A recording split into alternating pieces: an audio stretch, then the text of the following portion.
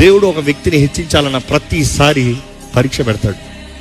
దేవుడు ఒక వ్యక్తి జీవితంలో ఏదైనా ఒక నూతన కార్యం చేయాలంటే ఒక పరీక్ష కలుగుతుంది. ఈరోజు మీరు ఏదైనా పరీక్షలు ఉన్నారా జీవితంలో?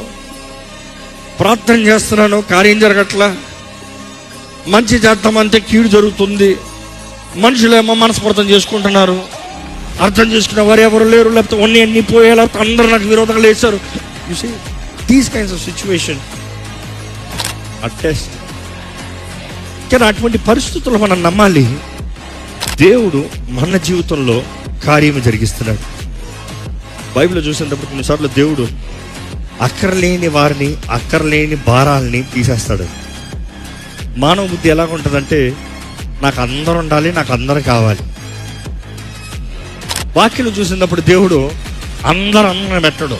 ఏర్పరచబడిన వారు separate. These people are separate. You can't have everybody all the time, not possible. దేవుడు నీ జీవితంలో ఒక గురి పెట్టాడన్నప్పుడు యు ఆర్ లిమిటెడ్.